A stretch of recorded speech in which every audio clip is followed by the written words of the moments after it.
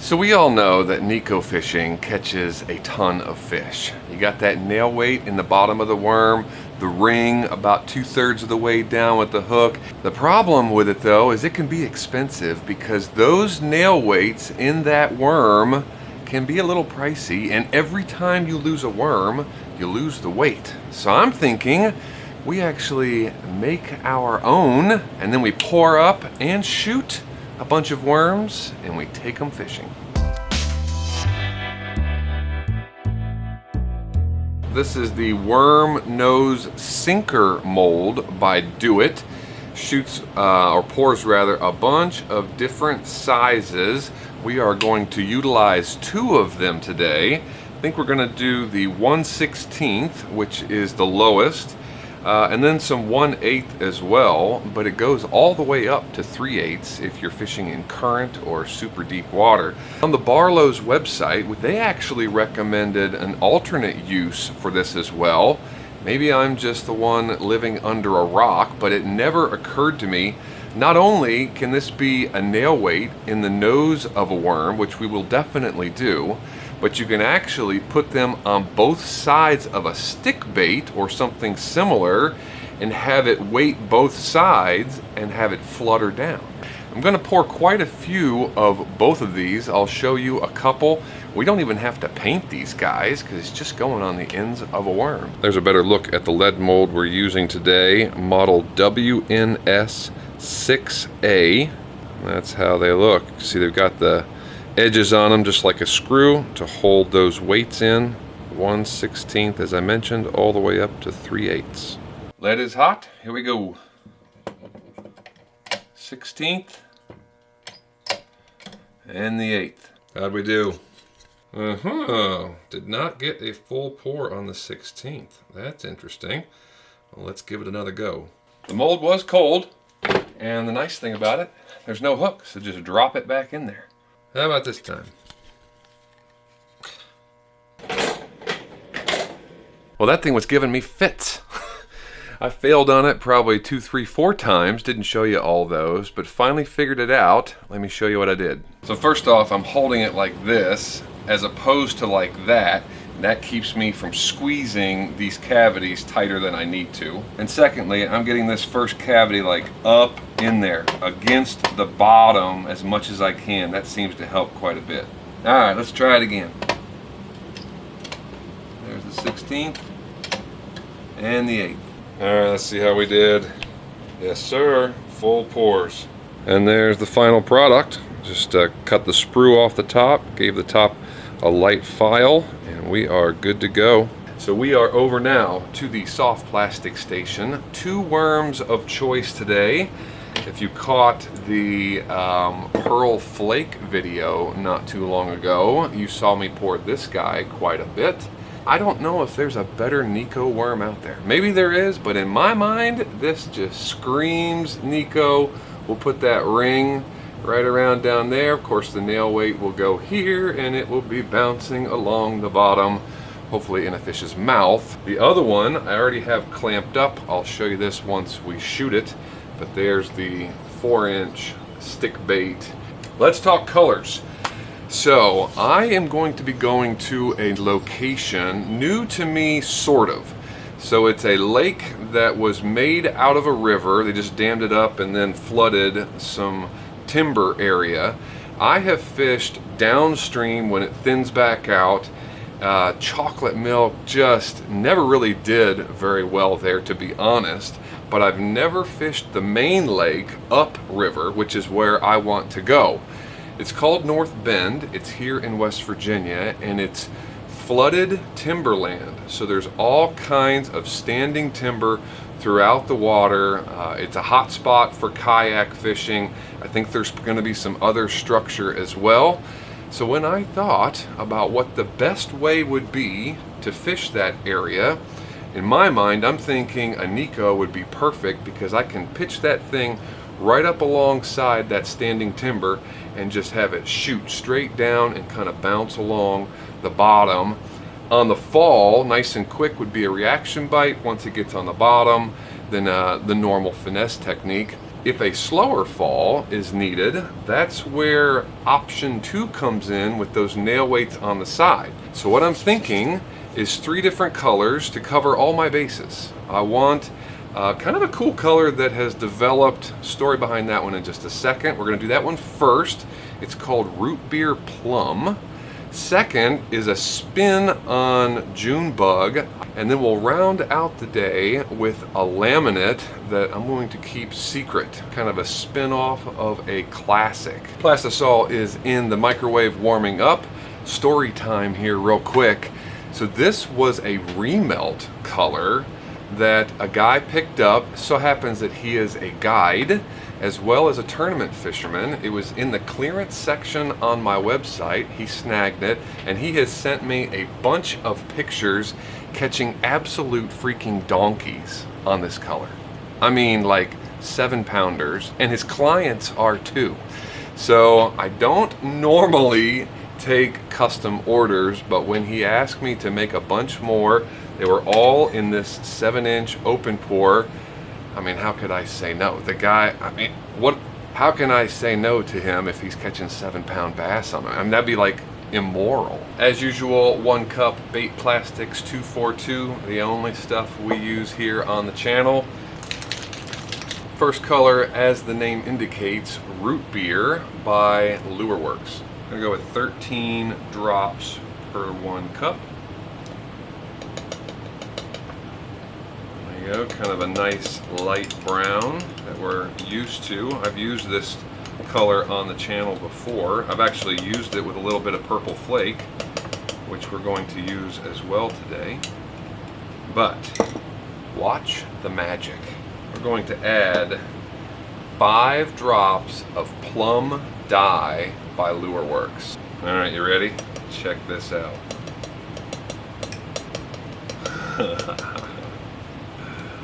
Look at that.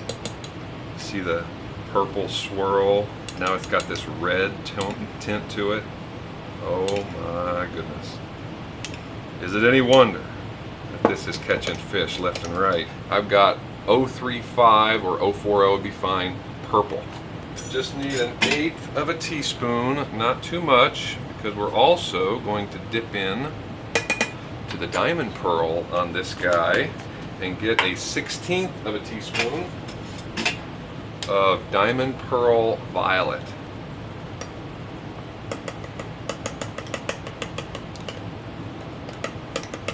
Of course, those 2 elements will pull some of that, even more of that red and that purple out. Oh gosh, it just looks so good.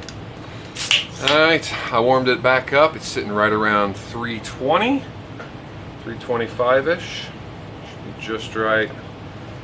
Let's shoot our 4-inch sticks.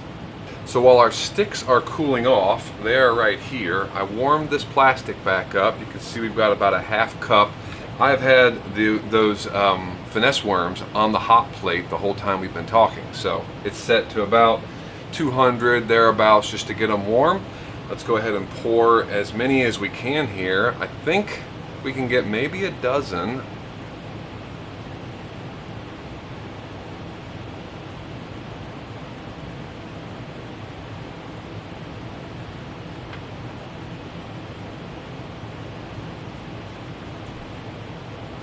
Use that knife right there at the end to grab a little drip, try to reduce the mess.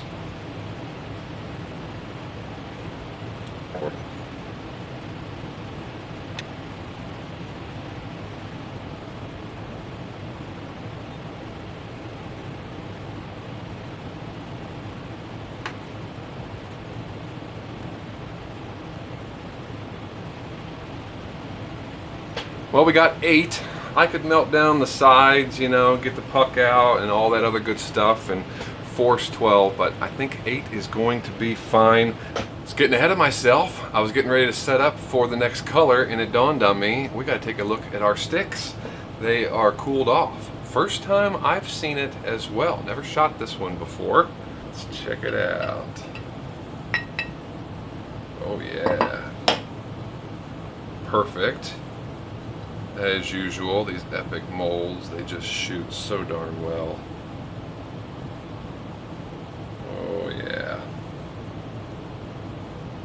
Digging this color. It's got a red but brown vibe to it. Got that purple throughout, just enough diamond pearl to give some flicker. Plum-tastic. Looking good. Alright, that's a win. Now we can move on to Junebug. So to build this color, I, like many others, like Black Grape by Lureworks. I think it gives a nice deeper Junebug. So let's go with 15 drops to start. This is going to be my dark pattern. The Rootbeer Plumb was a lot more natural for stain to clearer water. This one is going to be my dirty water pattern.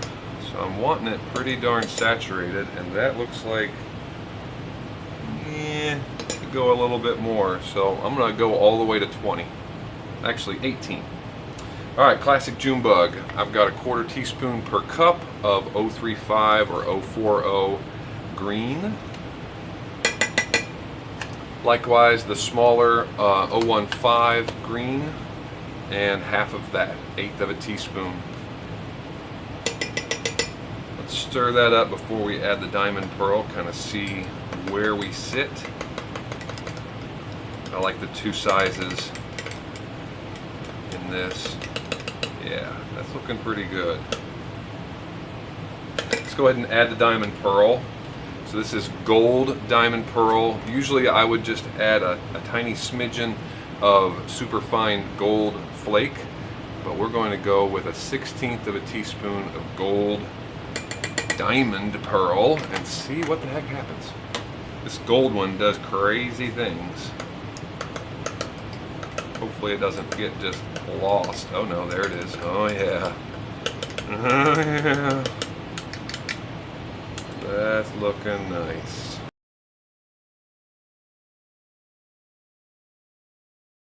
Alright, warmed back up. Oh yeah. That's looking good. What are we at? 347. Let the Plastisol cool down. It's right around 325. Where I like to shoot, as you all know.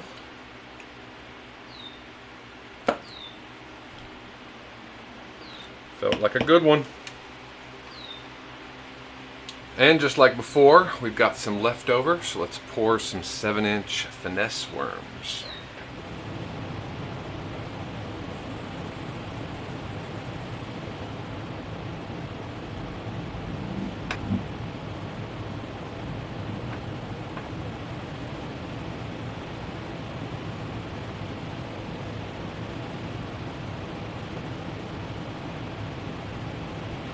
There we go, and just like before, we had enough for 8 without having to melt a bunch of stuff down.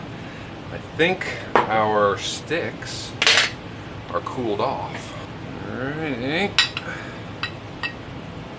Oh yeah. Looks like a good shot. I don't know if you guys can see that, but I got a nice purple sheen coming through. It was a little darker in the mold, but they look really nice in the light.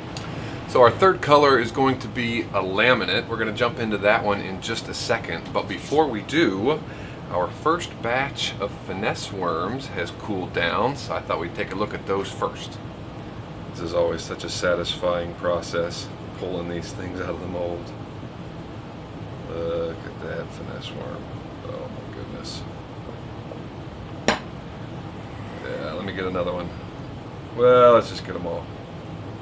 There they are, all 8 of them. See how it sheens like that? Oh man, how the light passes through. I think that's where it catches the root beer more so. I've seen that to be the case when we just use root beer and purple flake. But when you add that plum, you get that purple iridescence. The whole thing kind of turns reddish brown. And oh man, oh man. Alright, on to the laminate. We got our first cup of Plastisol ready to roll. Both colors of this laminate is going to be new to me. So the first one is, I believe, a new color even for Lureworks, at least in the recent releases, Bone White. So I have no idea what kind of transparency we're talking about. They do list that on their website, I just can't remember. So let's start out with a standard, I don't know, let's go 12 and see what we're dealing with. I went 10 instead, and here's why. Bone white is going to be based on a white pigment, and white is a strong color. So I thought, you know what, I better slow my roll and take it a little bit easier, and I'm glad that I did. Look at that, only 10 drops, and this guy is fully saturated. To that, I thought a nice addition was some of this Hobby Lobby fine silver champagne holographic. So I got 1/8 of a teaspoon here. I think it's going to be a nice complement. See if it gets lost in that saturation. We may need to add more. No, I like it. It's subtle. All right, for the other side, I've got Chartreuse 126. My normal Chartreuse is Chartreuse 108. Let me show you the difference. There's not a whole lot of difference, but there is a faint amount. So we're going to try 126. I'm thinking we're probably going to need more of this. Typically Chartreuse is pretty transparent, so let's start with 10 and just see, just to make sure. Definitely more translucent. To stand up to that bone white, I think we're going to need to at least double what we just did. So another 10. Alright. See that? I can still see the knife. We might have walked into one here. I don't know, it's got me worried. I'm going to go another 10. Alright, win, lose, or draw. This is what we're going with. I'll add some, well, I was going to say flake, but we're actually going back to diamond pearl. I pulled out diamond pearl white for this one. Not being bashful either, got 1/4 of a teaspoon. Yeah, see that sparkle? Yeah, that's what we're looking for. Alright, they are pretty darn close. They're actually just a little above 325, closer to 330. But the block is cold, the injectors are cold. Sorry about the noise. The mowers just arrived next door.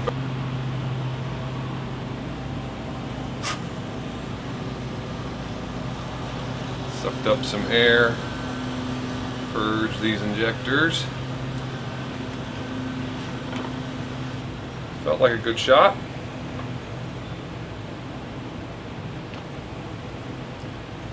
Hopefully so. Don't know about my color choices.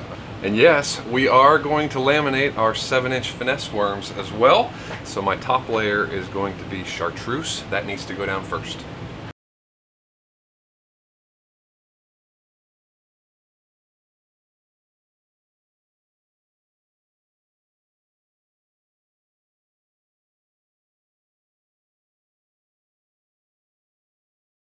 All set. This is a little warmer. I try to open pour around 340, 345 if I can. This is just a notch above 350, but I want that extra heat to help encourage the bond between the layers.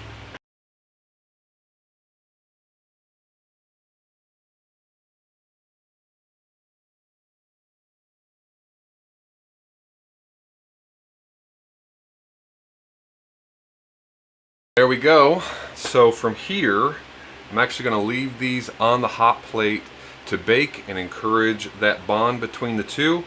Probably let them go here for at least 10 minutes, 15 or so. Again, right at 250 degrees. I believe with all the time that we've spent taking care of these finesse worms, our sticks have been cooling off, and we can take a look at those now. Alright, I can see that chartreuse coming through the belly. That's a little surprising. Yeah. Interesting. I guess that bone wasn't quite as powerful as I thought that it was. Oh, there you go. Nice clean break there. Well, shoot, that doesn't look too bad at all. I think the Chartreuse really lightened up the bone white, so it made it a little bit more on the whiter side than the cream side. But yeah, not exactly what I had in mind, but I'm not complaining. And just like last time, our second round of finesse worms are now cool. While we were working on that laminate, they were cooling off, so let's take a look at how these came out. Here we go, everybody's favorite part. Oh yeah, see that purple? Sweet. I do love black grape. There they are. Nice dark dirty water combo. If I was to do anything over again, I would cut the flake in half. I seem to remember doing a 1/4 teaspoon per cup of the large and 1/8 of the small, but in this, I don't know, for whatever reason today, it looks like it's pretty heavy on the flake side. These guys have got another 8 minutes to bake, and then we'll check out our laminates. I figure you guys are going to want to see maybe a little test tank action. It's going to be virtually impossible to do that when we're out on the water, so you can look forward to that. Our last batch is cooled off. It's time to check it out. Hopefully they look as good as those sticks did. Oh yeah, looky there. I would actually go a little bit more saturated on that bone if I was going to do this again, but there's no complaining about that. That looks good. Yep, very cool. Nice bright color. It's going to go really nice with the natural one that we have and that Rootbeer Plumb, and then the dark color. Should have all of my bases covered. Alright, first up, the Neko Finesse Worm. Oh yeah. Tell me that's not going to get bit. Oh my goodness. Look at that, not even moving it. BaitPlastics 242 is neutrally buoyant, so it doesn't sink, but it doesn't float, which means it can just hang like that. Oh, that's good stuff. I think this might get me bit tomorrow. Next up is the 4-inch stick bait with weights on both sides. See that? Alright. Oh wow. Falls a lot faster than I thought it would. Of course, it's probably because it's a 4-inch, not a 5 or a 6-inch. But do you guys see that shimmy and that wiggle? Holy moly. So I thought this was going to be more of the slow fall finesse presentation, but I don't know. This one might be a reaction bite, while the other one gets to the bottom and just kind of bounces around. This guy will elicit the strikes on the fall. Woo! Look at that shimmy. Holy moly. Yeah. I'm excited to try it. Of course, I can Neko Rig this one too, but I think this one has its place as well. Our laminate's looking pretty good. Between the two, oh, look at that. Sorry, I'm getting distracted. That looks so good. Between the two, I think we got a plan. Well, I don't know about you, but I think those are going to catch me some fish. Let's hope so, anyway. Those look pretty fantastic in the water. Looking forward to tomorrow's trip. So these will get about a 16-hour chill out time. I'm going to load Bob up in the truck. Who's Bob? Fred, Frank, got some votes. They held their own. Soli was a strong contender at the onset, but Bob quickly caught up, took the reins, and brought it home. So, kayak's name from this point out is Bob. Remember? because kayaks bob in the water. I'm going to grab Bob. We're going to put him on the truck, get these baits packaged up in the morning, and the next time you see me, I will be at the lake. Well, I'm happy to report Bob and I have made it. Welcome to North Bend, folks. I see some standing timber. That's what we were counting on. I got the 7-inch Neko tied up. See a little isolated stump out here. Isolated cover is usually a good thing.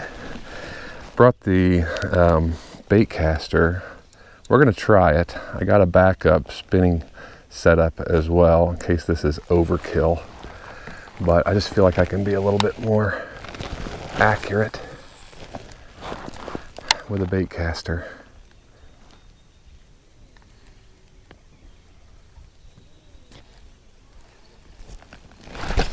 Look at that first cast, boys. First cast, boys. Are you kidding me? Are you kidding me right now? First freaking cast.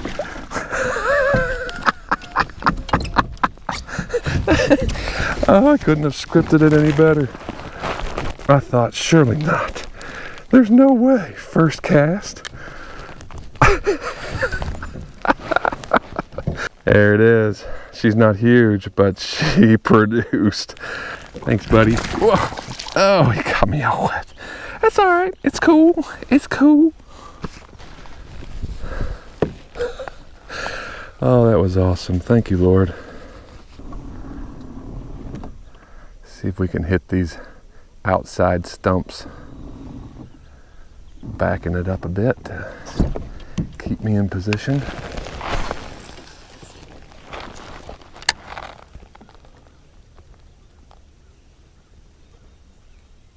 Wow, that's deep. Holy moly. Is that still falling? Wow. That takes a solid 15 seconds to get down to the bottom. Swapped out to the spinning gear. As much as I love my bait caster, I was just backlashing and having trouble. Plus this is a thinner line diameter. A little more risk around the stumps, but we'll try to stay on the outside edges. All right, let's test our deep water theory here. This one's gonna fall and shimmy all the way down, and it should fall faster. So I got some isolated stumps right out in the middle here. Let's see what we can do. Well, a potty break, a beef jerky break, a stretch break, and we are ready to get back at it. It's been, I'm not gonna lie, it's been about an hour and a half, a little over since that first bite. I am getting a little nervous, but the day is young, and we're going to press on.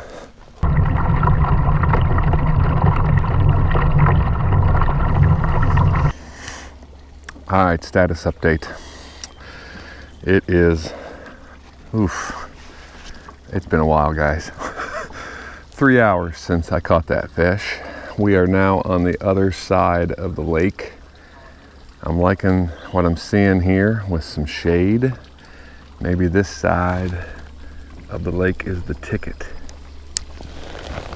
Got the Neko on. That fresh water coming down the hill there, right? That's got to be a good thing.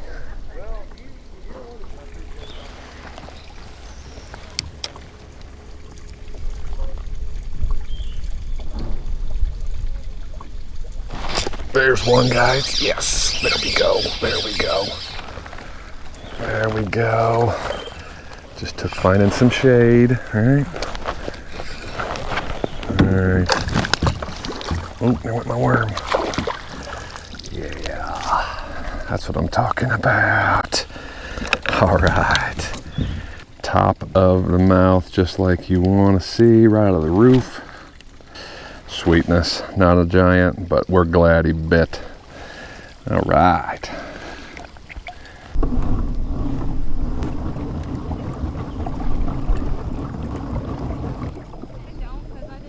Well, me and Bob, we are off the water. 4 hours in this heat was enough for this 45-year-old. We didn't wax him, but we didn't get skunked either. So I call that a good day. I think our baits performed well. I would have loved to catch something on that 4-inch, but it's a 4-inch stick bait. I will definitely be throwing those closer to home over at Maple. Skip it up under some docks. Oh yeah. Guys, thanks for coming along on the journey today. This was a fun one. Lots of lure building. Hope you guys enjoyed it. I'm gonna go cool off and maybe get something to drink. So until the next time, I'll see you guys in the shop.